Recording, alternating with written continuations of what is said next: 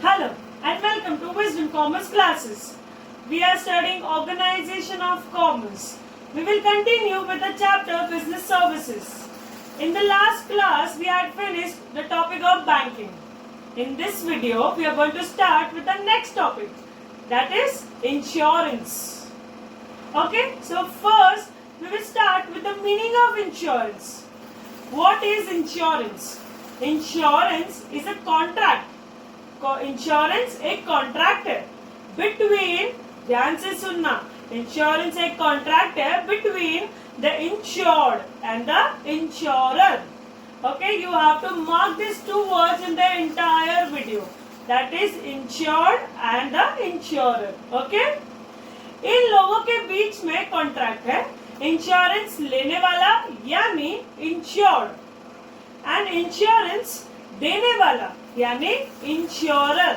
Okay, so you know the meaning of insured and the insurer. Once again I will repeat the same thing. Insurance लेने वाला यानी insured, जिसने insurance ली है हम उसे insured बोलेंगे, एंड जो इंश्योरेंस दे रहा है हम उसे बोलेंगे insurer. Okay, clear? When the insurer agrees to compensate the insured against loss, इस कॉन्ट्रैक्ट में क्या लिखा है? अगर इंश्योर्ड को लॉस हुआ तो इंश्योरर को कंपेंसेट करना पड़ेगा. Yes, it is easy, right? अगर इंश्योरेंस लेने वालों को लॉस हुआ तो इंश्योरेंस कंपनी उसको जितना लॉस हुआ उतना पैसा भर के देना पड़ेगा. Okay, clear? इंश्योरेंस के रिलेटेड कुछ टर्म्स है जो हमें पढ़ना जरूरी है. We will understand those terms and then use them throughout the chapter. Okay, the first term is insured. हमने ऑलरेडी देखा है कि इंश्योर्ड कौन होता है. ये वो लोग हैं जिन्होंने इंश्योरेंस खरीदा है. He is the policy holder. Second term is insurer. Insurer is the person or company जिसने इंश्योरेंस पॉलिसी बेची है. This company will pay for any of the loss happens to the policy holder. यानी insured को अगर कोई भी loss हुआ है तो ये कंपनी उसका भरपाई करेगी, यानी कि पैसा देगी. Okay, the third term comes that is premium.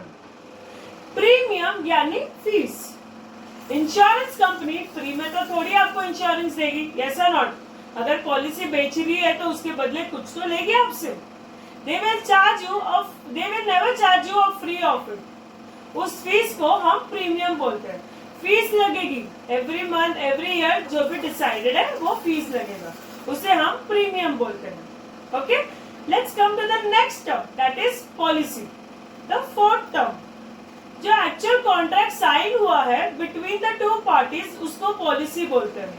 Policy में सारी डिटेल्स लिखी होगी कि इंश्योर्ड कौन है, इंश्योरर कौन है, कितना लॉस का पॉलिसी है, कितना पैसा देना पड़ेगा, कितना प्रीमियम भरना पड़ेगा, एक्सेट्रा.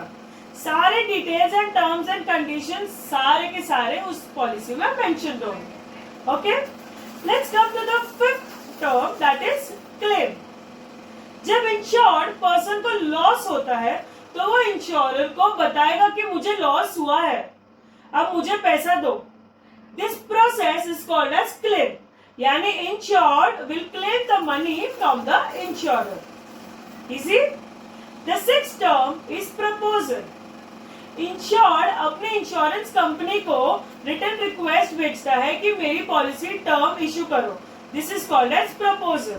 अगर कोई लॉस हुआ है या कुछ भी हुआ है, the insurer has to given a written proposal to the insured company कि मुझे ये लॉस हुआ है, आप मुझे ये भरपाई करके दो. That is called proposal. Okay, let's come to the next one, that is the seventh and the final term, that is subject matter. ये इंश्योर की वो चीज है जिसको इंश्योर किया गया है. सब्जेक्ट, किसको इंश्योर किया गया है? Subject is important. इंश्योरेंस किस चीज का लिया हुआ है, दैट इज कॉल्ड सब्जेक्ट. जैसे कि you can see an example, life है, प्रॉपर्टी है, कार है, etcetera. This is called subject. Okay, so now we will look into the principles of insurance. We have completed 7 term. Okay, so that is very well understood with you all. Okay, so now we will come and move forward, that is principles of insurance. Okay, 7 principles of insurance. We will study each one in detail. The first one is principle of utmost good faith. The first one is principle of utmost good faith. Insurance करते time insured and insurer को एक दूसरे पर पूरा faith होना चाहिए। Insured को subject matter से रिलेटेड सारी information completely, clearly and correctly बतानी चाहिए। वैसे ही इंश्योरर को पॉलिसी से रिलेटेड सारे terms and conditions, fees and charges clearly बतानी चाहिए। अगर सारी इंफॉर्मेशन क्लियरली नहीं बताई तो क्लेम रिजेक्ट भी हो सकता है। Okay, and later on you can not deny the fact कि ये नहीं बताया, वो नहीं बताया। इसके लिए सारी चीजें क्लियर होना जरूरी है। So we will understand this with the help of an example.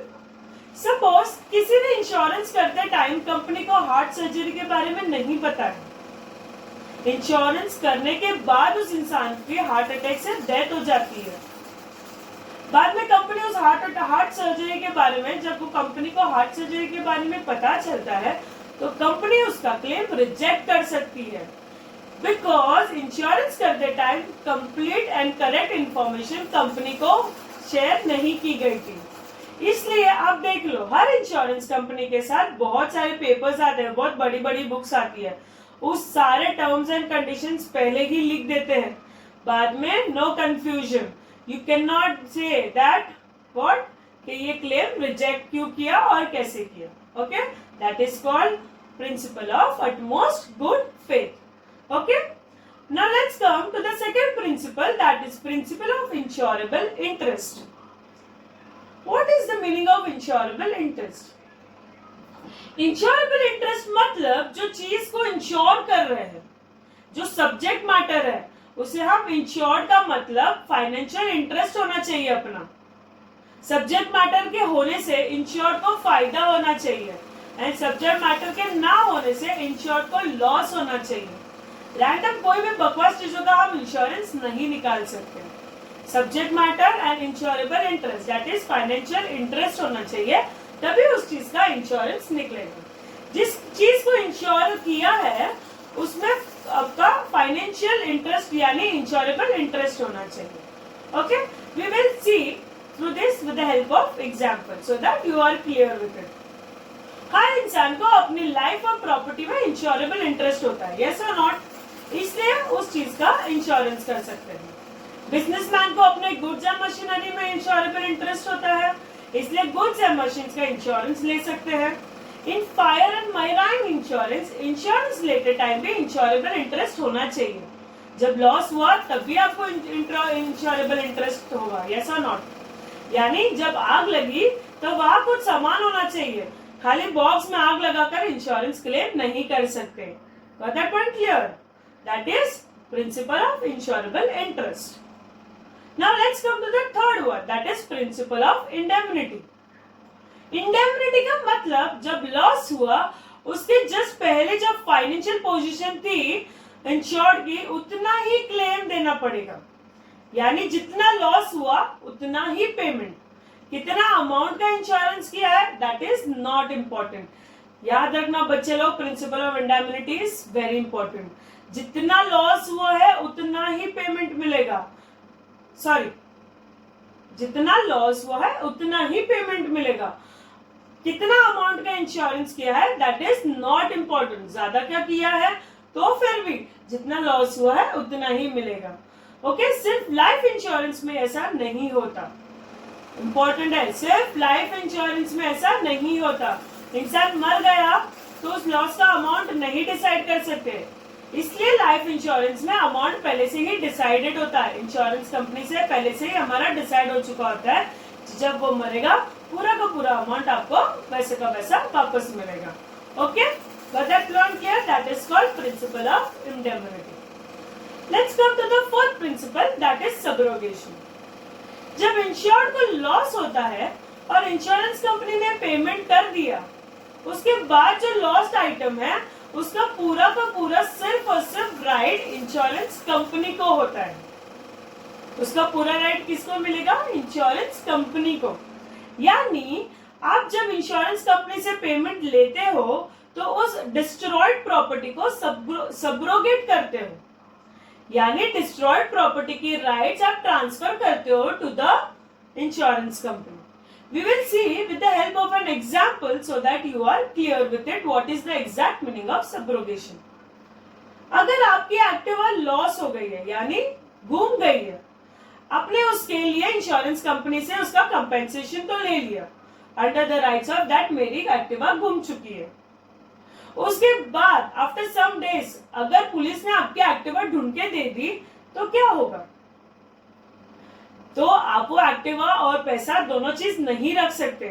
आप आपको जाकर अपनी एक्टिवा इंश्योरेंस कंपनी को सबमिट करनी पड़ेगी. क्योंकि because you have already taken the payment from the insurance company.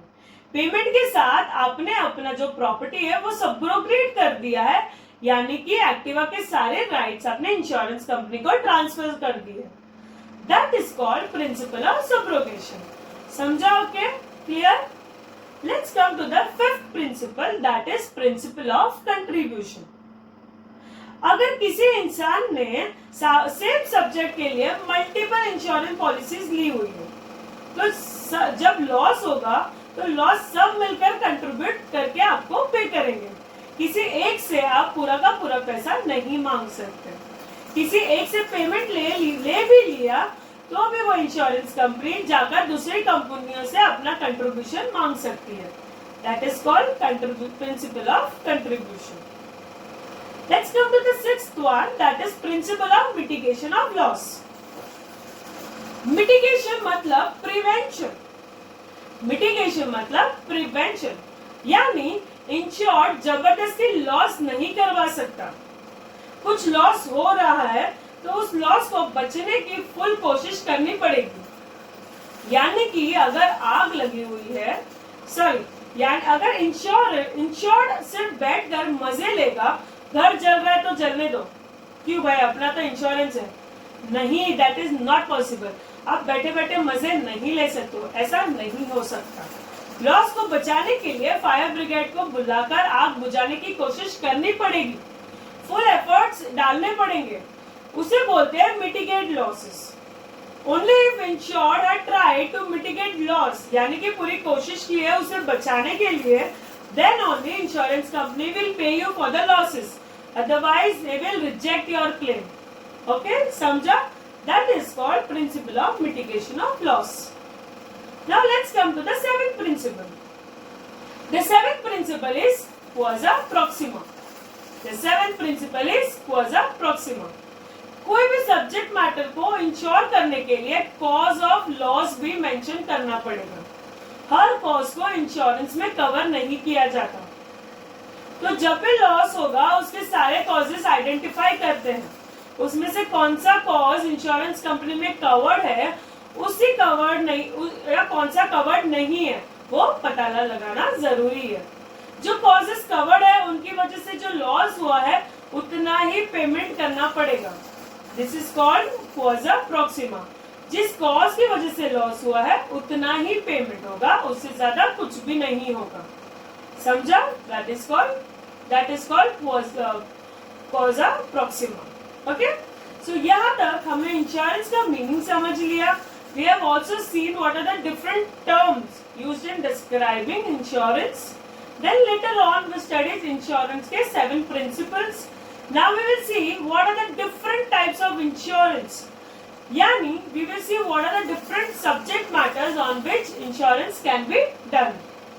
The first type, let's come to the first type of insurance, that is life insurance. We will see the meaning of life insurance and the different types of life insurance. Okay, let's come to the life insurance. Life insurance is a contract where insurer compensates the issued a fixed amount on the expiry of certain period or death of insured, whichever is earlier. मतलब समझ लेते हैं इसका. Life insurance में compensation कितना मिलेगा, fixed amount को जो पॉलिसी में लिखा है वही मिलेगा. ओके, उसका जो कंपेंसेशन है वो फिक्स्ड अमाउंट जो पॉलिसी में मेंशन किया हुआ उतना ही मिलेगा. कब मिलेगा? या तो पॉलिसी का पीरियड एक्सपायर्ड हो जाए या फिर वो इंसान दैट इज इंश्योर्ड पर्सन की डेथ हो जाए, whichever is earlier, इन दोनों में से जो इवेंट पहले होगा तब पूरा का पूरा तुम्हें पैसा मिल जाएगा।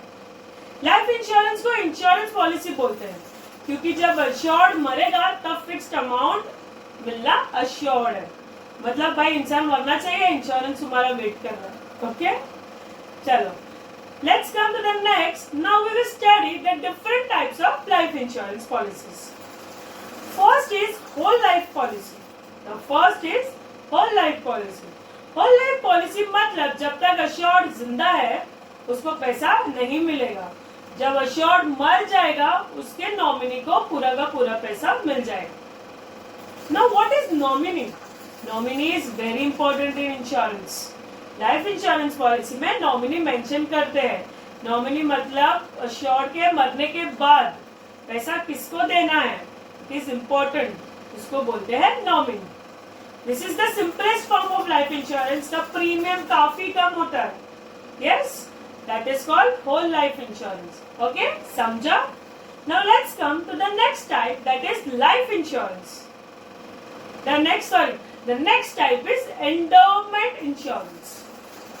Endowment policy में insurance is taken for a fixed period of time.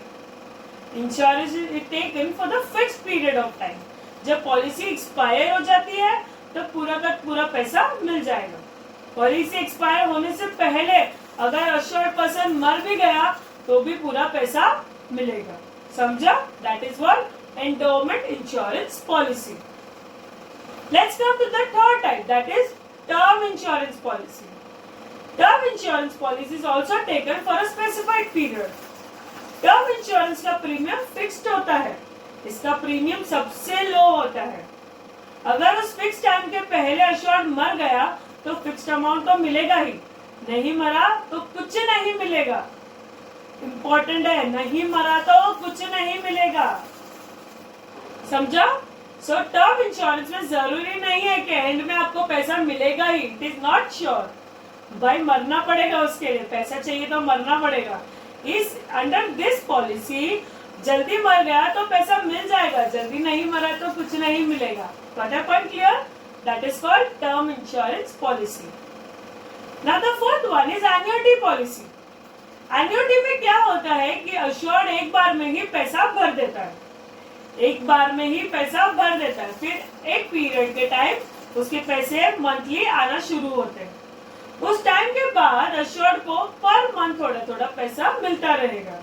ये पर अमाउंट पेमेंट लाइफ टाइम तक चलता रह सकता है या कुछ सालों तक, whichever is you have taken a policy. It is also a kind of a pension scheme. उसे बोलते हैं annuity policy. Okay, now let's come to the fifth one, that is money back policy. Money back policy में policy के पूरे time तक fix percentage मिलता है। अगर बीच में अश्योर्ड की डेथ हो गए तो फुल अमाउंट मिल जाएगा। ये पॉलिसी 4 टर्म्स में मिल सकती है, इधर 12 इयर्स में मिलेगी, जितने की आपने जो ली हुई है, 12 इयर्स में 15 इयर्स, 20 और 25 इयर्स।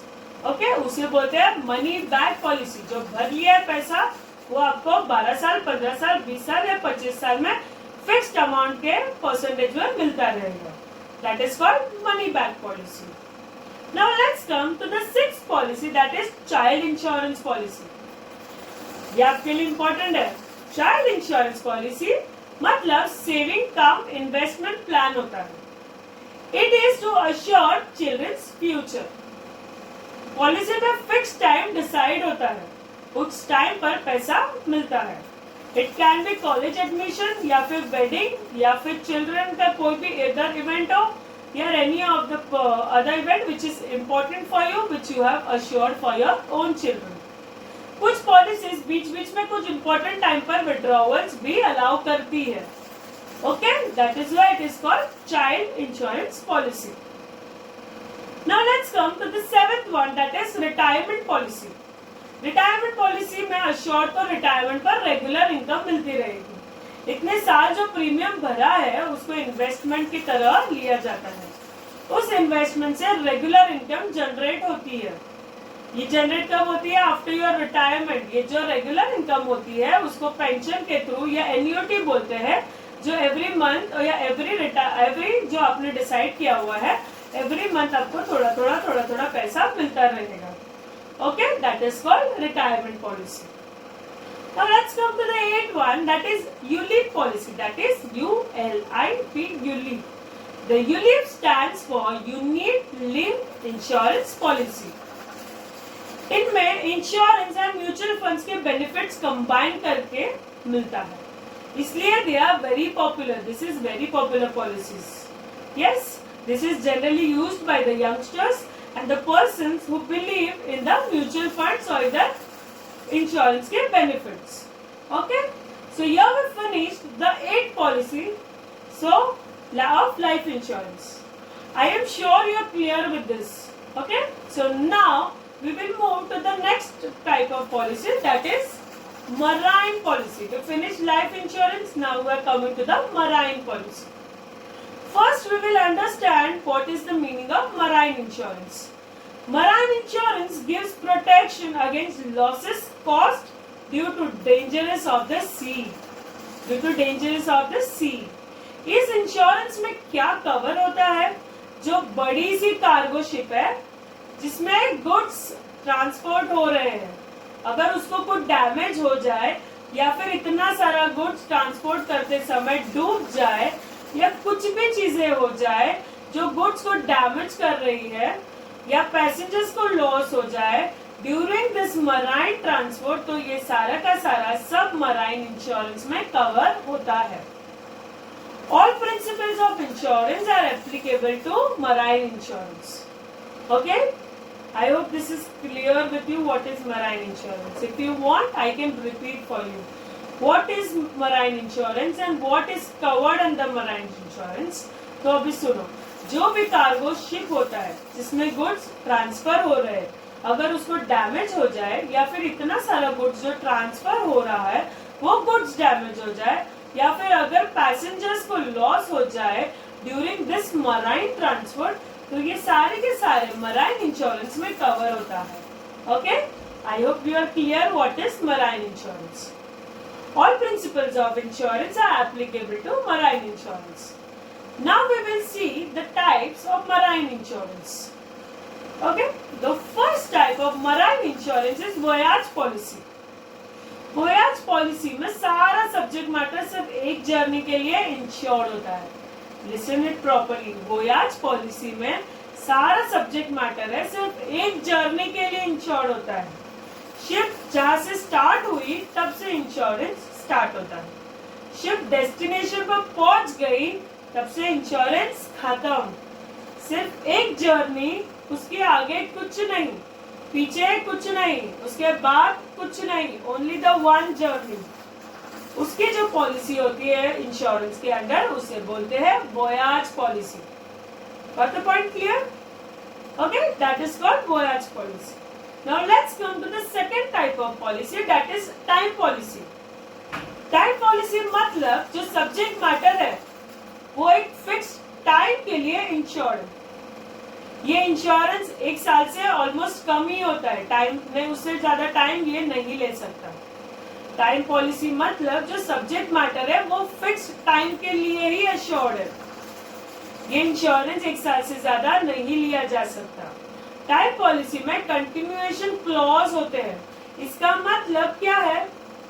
अगर पॉलिसी एक्सपायर हो गई लेकिन शिप अभी भी डेस्टिनेशन पर नहीं पहुंची है तो जर्नी खत्म होने के तक पॉलिसी चलता रहेगा. शिप डेस्टिनेशन पर पहुंचेगी उसके बाद ही पॉलिसी एक्सपायर्ड हो जाएगा. समझा?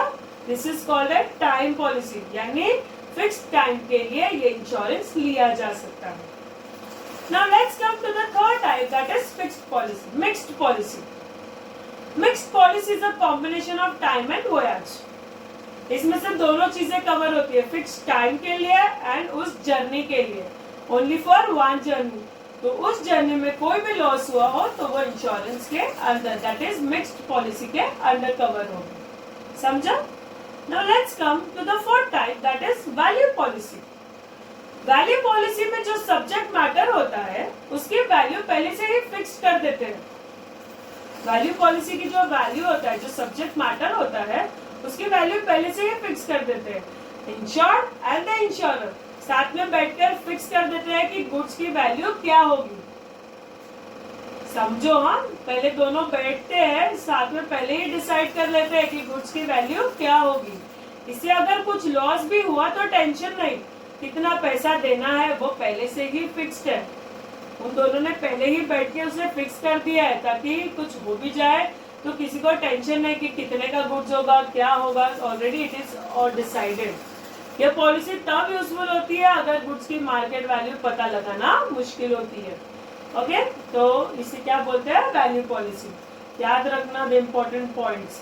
इसकी कब होती है ये वैल्यू पॉलिसी? जब उसकी मार्केट वैल्यू पता लगाना इज वेरी डिफिकल्ट, तब ये पॉलिसी पहले से ही डिसाइडेड होती है। Okay, let's come to the fifth policy. Fifth policy that is blanket policy.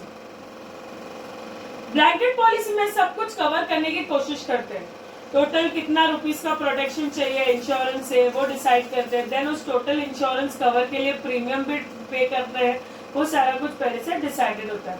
इसमें good, specific route, ports, place of journey से रिलेटेड सारे के सारे रिस्क कवर होते हैं। ब्लैंकेट मतलब सारे की सारी चीजें। एक ब्लैंकेट के अंदर जैसे सारी चीजें आ जाती है, वैसे ये पॉलिसी के अंदर भी सारी चीजें कवर होती है। एक जगह पर मल्टीपल गुड्स कवर किए जाते हैं, या फिर सेम गुड्स जब ना बहुत सारी जगहों से होते हैं तो डेस्टिनेशन पर पहुंचने वो भी सारी चीजें कवर हो जाती है, इसलिए इसको ब्लैंकेट पॉलिसी बोलते हैं। सारे के सारी जो पॉलिसीज है वो सारी इसके अंदर कवर हो रही है, इसलिए this is called blanket policy. Now let's come to the next part, that is sixth type of policy, that is port risk policy. जब एक शिप पोर्ट पर खड़ा है, तो उसके साथ जो भी डैमेज या रिस्क है वो सब पोर्ट रिस्क पॉलिसी में कवर होता है। याद रखो बच्चे लोग, क्या बोलता है? पोर्ट रिस्क पॉलिसी मतलब शिप जब तक पोर्ट पर खड़ा है तब तक जो भी उसकी पॉलिसी में अंदर आता है वो सारी चीजें इसके अंदर कवर होगी। शिप अगर मुंबई पोर्ट पर खड़ा है और मुंबई में निसर्ग साइक्लोन आ गया, अभी रिसेंट जो साइक्लोन आया था ना, निसर्ग साइक्लोन, लेट्स सपोज अगर शिप पोर्ट में खड़ा हुआ साइक्लोन आ गया तो शिप को नुकसान होगा, यस और नॉट? लेकिन शिप तो अगर जर्नी नहीं कर रहा है तो वोयाज पॉलिसी में ले सकते हैं, लेकिन शिप तो जर्नी नहीं कर रहा है तो वोयाज पॉलिसी नहीं ले सकते। ऐसे सिचुएशन में जहाँ शिप जर्नी नहीं कर रहा है, यानी शिप पोर्ट पर ही खड़ा है, तो उसे पोर्ट रिस्क पॉलिसी के अंदर लिया जा सकता है। और वही चीज अगर साइक्लोन आ रहा है और शिप ऑलरेडी अंदर सी में है तो कौन सा पॉलिसी होगा? Voyage policy. समझा? फिर वो पोर्ट रिस्क के अंदर नहीं होगा, जस्ट एंटर भी किया है और अगर साइक्लोन आ गया it will not consider in the port risk policy. समझा? Okay, let's come to the seventh type, that is composite policy. अगर हमारा बिजनेस बहुत बड़ा है, बहुत सारे शिप्स है एंड गुड्स ट्रांसफर होते हैं, तो इंश्योरेंस का अमाउंट भी बड़ा बड़ा होता जाता है। तो एक इंश्योरेंस कंपनी इतना बड़ा रिस्क नहीं ले सकती। ऐसे में हम क्या करेंगे? हम मल्टीपल इंश्योरेंस कंपनी से अलग अलग टाइप की पॉलिसीज खरीदेंगे, उनको कंपेंसेट पॉलिसी बोल देते हैं। जैसे हम एक कंपनी से पोर्ट रिस्क पॉलिसी खरीद ली, दूसरों से वोयाज पॉलिसी खरीद ली, किसी और से हमने दूसरी एक पॉलिसी खरीद ली। हर अलग अलग कंपनी से हमने अलग अलग चीज की इंश्योरेंस खरीद ली है। कोई भी एक सब्जेक्ट मैटर से दो कंपनी से इंश्योरेंस नहीं ले सकते। जैसे अगर हमने पोर्ट रिस्क पॉलिसी अगर ऑलरेडी एक कंपनी से खरीदा हुआ है तो हम दूसरी कंपनी से पोर्ट रिस्क पॉलिसी फिर से नहीं ले सकते। We are to take the different policies from the different companies. Okay, तो उसे बोलते हैं कंपोजिट पॉलिसी। समझा? Now let's come to the next type, that is eight type of policy, that is single vessel policy. Single vessel policy, single vessel यानी एक time पर एक ही शिप पर पॉलिसी वैलिड होगी। सिंगल वेसल यानी single ship. ये policy small ship owners के लिए होती है, जनरली उसी के लिए ये वैलिड होती है।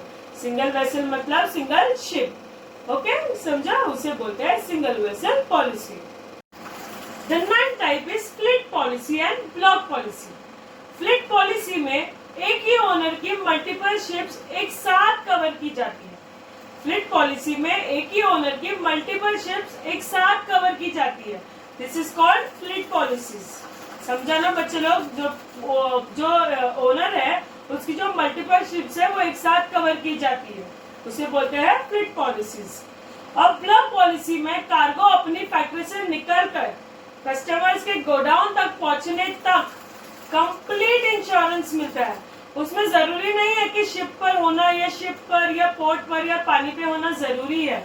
ट्रक, ट्रेन, शिप, प्लेन, कोई भी मोड ऑफ ट्रांसपोर्ट लेना पड़े या पूरी जर्नी में इंश्योर्ड हो, पूरी जर्नी कवर की जा सकती है। This is called as block policy. मतलब मैं फिर से एक बार समझाती हूँ।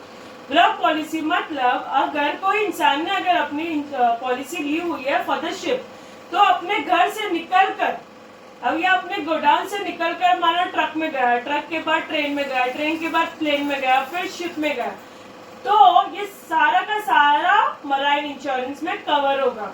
बिकॉज एट द एंड वो गुड्स कहाँ जाने वाले, शिप के थ्रू शिप होने वाले। इसके लिए फ्रॉम द स्टार्ट, उसके बीच अगर from the start to the ship, अगर उसके बीच में ट्रेन, ट्रक, शिप, प्लेन, किसी की चीज की भी हेल्प ली हो वो शिप तक पहुंचाने के लिए वो गुड्स को, तो ये सारा का सारा कवर होता है ब्लॉक पॉलिसी के अंदर। जरूरी नहीं है इस ब्लॉक पॉलिसी में कि वो गुड्स पानी में होने चाहिए या पोर्ट पे होने चाहिए।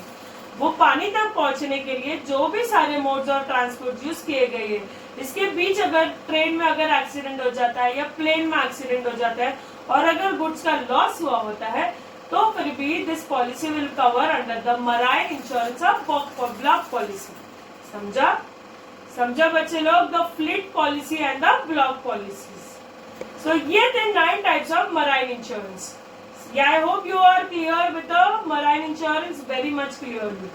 Now we will move to the next topic, that is about fire insurance. First, we will study as usual the meaning of fire insurance. Fire insurance में आग लगाने से जो भी नुकसान हुआ है वो इंश्योरेंस कंपनी पे करेगी। It is easy. Fire insurance, fire से जितना भी लॉस हुआ है उतना ही कंपनी पे करेगी। फायर, लाइटनिंग एंड एक्सप्लोजन की वजह से जो लॉस होगा वो सब भी फायर इंश्योरेंस में कवर होगा। याद रखना, फायर, लाइटनिंग एंड एक्सप्लोजन। समझा? फायर इंश्योरेंस में भी कितने टाइप्स है? 9 टाइप्स है। कोई भी प्रॉपर्टी, गुड्स या सब्जेक्ट मैटर जिसका फायर से लॉस हो सकता है उसका फायर इंश्योरेंस निकाला जा सकता है। Let's come to the 9 types of the policies. We will study each one in detail so you are clear with the fire insurance. The first type is valued policy. Valued policy में subject matter की value पहले से ही fix होती है। Valued policy हमने पहले भी points में पढ़े, सब्जेक्ट मैटर की वैल्यू फिक्स होती है। लॉस कितना भी हुआ हो तब भी वही फिक्स्ड वैल्यू ही मिलेगी। इंश्योरेंस कंपनी हैज टू पे दैट अमाउंट। वो नहीं जो हम बोल रहे हैं या कम नुकसान हुआ हो या ज्यादा नुकसान हुआ, उससे कोई मैटर नहीं करता है। वैलिड पॉलिसी में जो वैल्यू फिक्स है उतना ही तुम्हें पैसा मिलेगा। वैल्यू इज फिक्स्ड, उतना ही पे करना पड़ेगा। This policy is mostly taken for the goods जिसकी मार्केट वैल्यू पता लगाना is very difficult, it is not easy. This is mostly done by the art work, sculptures, paintings etcetera. Okay, that is called valid policy. Now let's come to the next type, that is average policy. अगर subject matter exact market value पर insured नहीं है या subject matter under valued है तो policy में average clause डाल देते हैं। अगर आपकी गुड्स की वैल्यू 10 लाख है पर आपने उसकी इंश्योरेंस में वैल्यू 5 लाख ही कवर की है तो क्या होगा? आपने मार्केट वैल्यू का 50% ही इंश्योरेंस किया है, 10 लाख के बदले 5 लाख का इंश्योरेंस किया है, तो जो भी लॉस होगा इंश्योरेंस कंपनी भी 50% ही पे करेगी। तब तुमने जितना परसेंट वैल्यू इंश्योर करोगे कंपनी लॉस का उतना ही परसेंट देगी। This is called average policy. समझा? Now the third type is specific policy.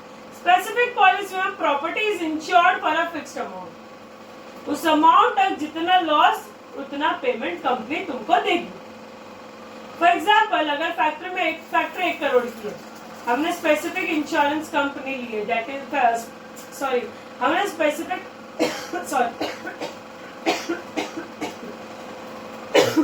For example अगर फैक्ट्री 1 करोड़ की है, हमने स्पेसिफिक इंश्योरेंस पॉलिसी 50 लाख की ली है और फायर की वजह से 20 लाख का लॉस हो गया तो कंपनी कितना देगी? फुल 20 लाख। अगर 50 लाख का लॉस हुआ होता तो फुल 50 लाख देती और अगर 70 लाख का लॉस हुआ होता तो फिर भी हमें 50 लाख ही मिलता। क्यों? याद करो, हमने पॉलिसी सिर्फ 50 लाख की ही ली थी और 50 लाख तक का लॉस जो भी हुआ है उतना फुल अमाउंट मिलेगा। उससे ज्यादा हुआ तो कंपनी सिर्फ 50 लाख ही देगी, उससे ज्यादा तुम्हें कुछ भी नहीं देगी। That is called specific policy. जितना स्पेसिफिक पॉलिसी, जितना स्पेसिफिक सब्जेक्ट का पॉलिसी लिया है उतना ही मिलेगा। Now let's come to the fourth type, that is floating policy. अगर आपने मल्टीपल फैक्ट्रीज है एंड मल्टीपल वेयरहाउसेस है एंड रोज गुड्स इधर से उधर भेजे जाते हैं तो इंश्योरेंस कैसे करोगे? इन सच केसेस फ्लोटिंग पॉलिसी लेते हैं। फ्लोटिंग पॉलिसी में कैसे करते हैं? टोटल कितना वैल्यू की गुड्स है वो सब हम देखते हैं, उसका इंश्योरेंस प्रीमियम फिक्स करते हैं, फिर टोटल कितना लोकेशन है वो भी देखते हैं, सारे लोकेशंस के लिए एक्स्ट्रा प्रीमियम डिसाइड करते हैं। इस तरह से मल्टीपल लोकेशंस पर गुड्स का इंश्योरेंस हम ले सकते हैं by taking the fixed policy, by taking the fixed policy, by taking the fixed locations and by taking the fixed premium. Okay, सारे चीजें डिसाइड कर लेते हैं, उसे बोलते हैं हम floating policies. Okay, the fifth type is excess policy. अगर हमारे गुड्स की वैल्यू हमेशा चेंज होती रहती है तो हम कैसे इंश्योरेंस निकालेंगे? एक्सेस पॉलिसी से। कैसे निकालेंगे? एक्सेस पॉलिसी से। अगर हमारे गुड्स की वैल्यू 4 लाख है एंड 5 लाख के बीच में रहती है तो हम क्या करेंगे? We will take 2 policies, one policy for minimum amount and the other policy that is maximum for 5 lakh. यानी we will take one policy for 4 lakh and the other policy for the 1 lakh. जो बचा हुआ जो पैसा है ना फॉर 1 लाख। ओके, इस तरह से एक्सेस पॉलिसी की हेल्प से हम फ्लक्चुएटिंग प्राइसेस होते हुए भी उसका इंश्योरेंस हम निकाल सकते हैं। ओके, समझा? Now let's come to the sixth type, that is reinstatement policy. इसका मतलब क्या होता है? रिप्लेसमेंट। जिस सब्जेक्ट मैटर का इंश्योरेंस कराया है अगर उसको फायर से डैमेज हो गया तो कंपनी सीधा न्यू रिप्लेसमेंट करके देगी। अगर आपने एक मशीन का फायर इंश्योरेंस कराया, 10 साल के बाद उसमें आग लग गई तो कंपनी क्या करेगी? कंपनी दूसरी 10 साल पुरानी मशीन ढूंढने नहीं जाएगी, डायरेक्टली आपको न्यू मशीन दे देगी। इसलिए इस टाइप की पॉलिसी का प्रीमियम थोड़ा सा ज्यादा होता है क्योंकि तुमको न्यू ब्रांड पेटी पैक चीजें मिल जाती है ना। इस पॉलिसी में इंश्योरेंस कंपनी पुरानी जली हुई जितनी भी प्रॉपर्टी को रिप्लेस करके आपको नई प्रॉपर्टी दे देते हैं। That is called reinstatement policy. Now let's come to the seventh type, that is comprehensive policy. Normally कोई भी फ्री इंश्योरेंस पॉलिसी रायट्स या वॉर की वजह से होने वाले लॉस को कवर नहीं करती, लेकिन कम्प्रिहेंसिव पॉलिसी में बहुत सारी चीजें कवर कर सकते हैं जैसे fire, earthquake, floods, explosions, rods, war etcetera. इसे बोलते हैं comprehensive policies. Okay, now let's come to the eighth type of policy, that is consequential loss policy. Normal fire insurance सिर्फ कुछ फिजिकल प्रॉपर्टी को ही कवर करती है। जैसे आप एक मशीन का इंश्योरेंस करते हैं तो वो सिर्फ मशीन का लॉस कवर करती है। अगर मशीन में आग लग गई तो आपको न्यू मशीन मिल जाएगी, लेकिन बाकी सबका लॉस का क्या?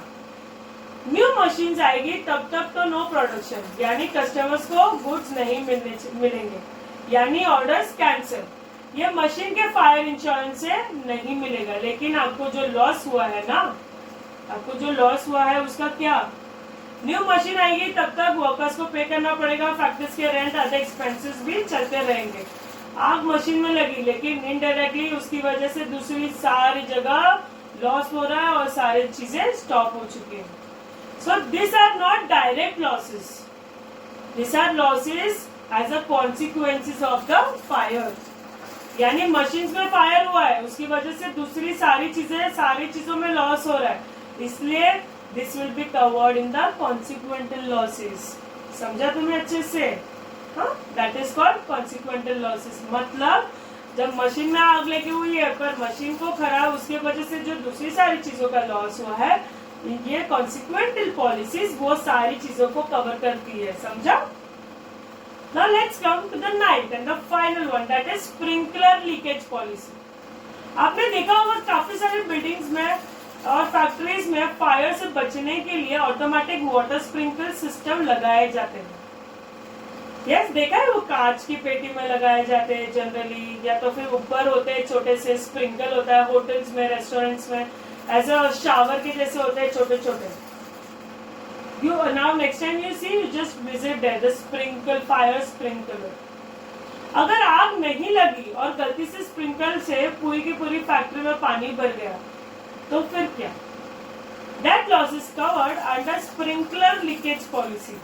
अगर स्प्रिंकलर सिस्टम को किसी रीजन से डैमेज हो गया, जैसे कि फायर, वॉर, अर्थक्वेक, कोई भी चीजें हुई या नहीं भी चीजें हुई और उसको डैमेज हो चुका है, तो ये पॉलिसीज में कवर नहीं होगा। स्प्रिंकलर सिस्टम परफेक्ट होना चाहिए, नॉट डैमेज, तो ये पॉलिसी उसको कवर करेगी। समझा? That is called sprinkler leakage policy. Guys, we have finished almost with the topic of insurance. Almost नहीं, actually we finished the topic of insurance. Insurance के topic में हमने insurance का meaning पढ़ा. We have studied the different terms of insurance. We have seen the principles of insurance. Now we studied the different types of insurance. We have studied in detail what is life insurance, marine insurance and fire insurance. We have also studied the different types of policies which are available in insurance. I hope you have understood all the topics. Okay, so we will end here this video. Okay, thank you so much. See you soon.